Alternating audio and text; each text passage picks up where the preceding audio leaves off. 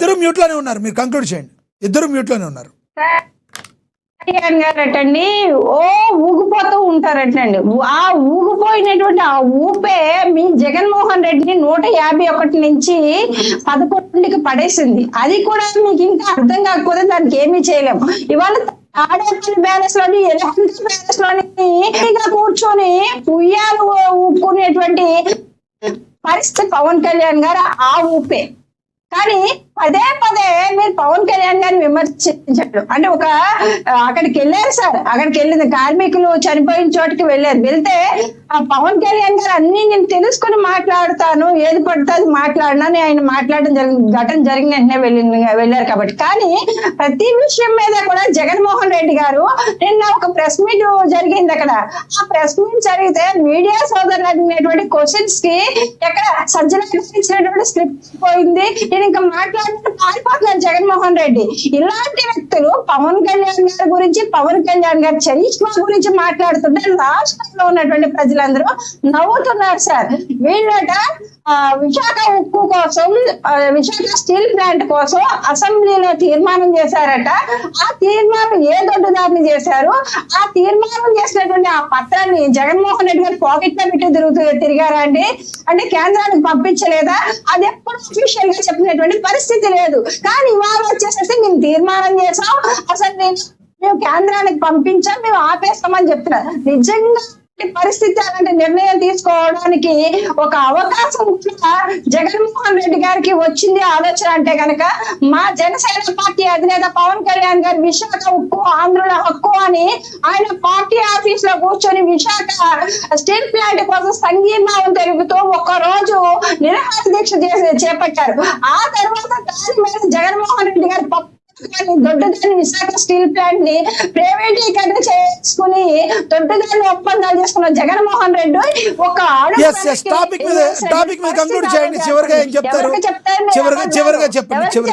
అబద్ధాలు మీరు Visakha steel plant అమ్మేసే రాష్ట్రంలో అప్పులు తెచ్చేస్తారన్న జగన్మోహన్ రెడ్డి విశాఖ స్టీల్ ప్లాంట్ గురించి, ప్రైవేటీకరణ గురించి మాట్లాడడం సిగ్గుచేటు.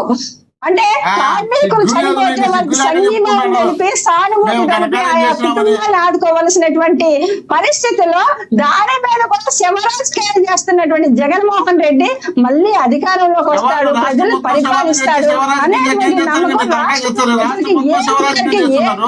కూడా లేదు సార్. జగన్మోహన్ రెడ్డి గారు ఇచ్చినటువంటి అమలు పరిచుంటే గతంలో గనక జరుగుండేది. కానీ ఈ రోజు కొత్తగా ఇచ్చేటువంటి హామీలు ఏమి కాదు. కుటుంబానికి ₹1 ఇచ్చేస్తాను కార్మికులు ఎవరైనా చనిపోతేనే. గతంలో గుర్తించాడు జగన్మోహన్ రెడ్డి. చెప్పులు జరిగిపోయాయి. కొన్ని వాటికి మేము వెళ్ళి లిఖిత పూర్వకమైనటువంటి హామీని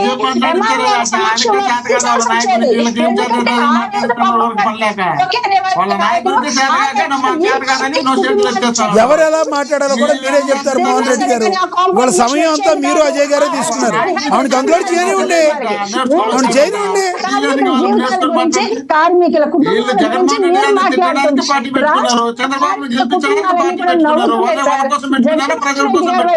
నవ్వుతూ ఉన్నారు.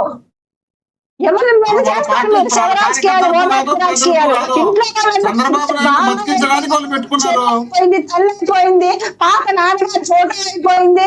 ఇప్పుడు మళ్ళీ కార్మికుల కుటుంబాలు, చనిపోయినటువంటి మృతుల కుటుంబాలు, ఆ మృతుల జీవితాలు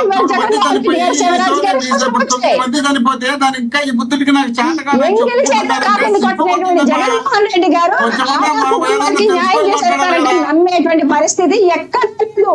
రాష్ట్రంలో ఎవరు నమ్మే పరిస్థితి లేదు సార్. రైట్ కృష్ణవేణి గారు, రైట్ మీ అభిప్రాయం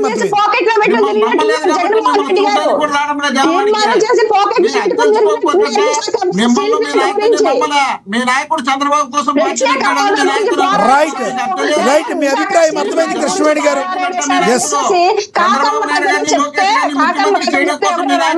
రైట్ కృష్ణవేణి గారు, మీ అభిప్రాయం అర్థమైంది. ధన్యవాదాలండి చర్చలో పాల్గొన్నందుకు.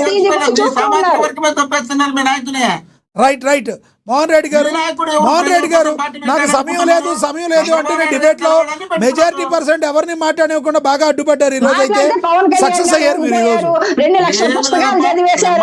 చదివిన దాంట్లో జ్ఞానం ఎంత ఉంటుంచుకున్నారు అనేది ముఖ్యం. ఈ రోజు సక్సెస్ అయ్యారు మీరు. పుస్తకాలు చదివేమన్నది ముఖ్యం కాదు, రైట్. జ్ఞానం ఎంత ఉంది, జ్ఞానం ఎంత వంట పట్టించుకున్నాం అనేది ముఖ్యం.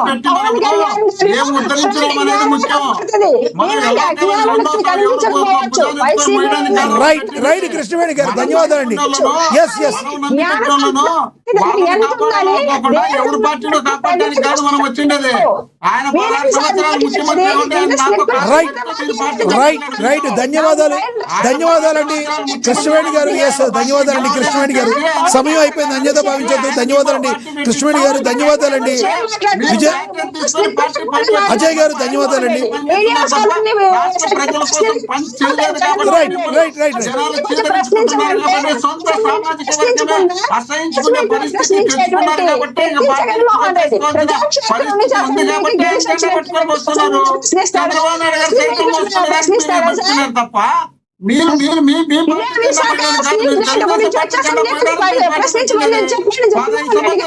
సింగల్ గా పోటీ చేసి ఒకసారి గెలిచలేనటువంటి వ్యక్తిని తెచ్చుకొని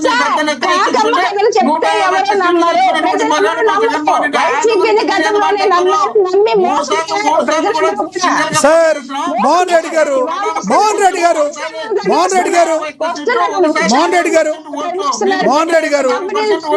సార్ మోహన్ రెడ్డి గారు ఒకసారి వినాలి. సమయం అయిపోయింది. మోహన్ రెడ్డి గారు సమయం అయిపోయింది. మీరేమన్నారు? మోహన్ రెడ్డి గారు కృష్ణవేణి గారు ప్లీజ్ దయచేసి. ఎస్ మోహన్ రెడ్డి గారు కాల్ దగ్గర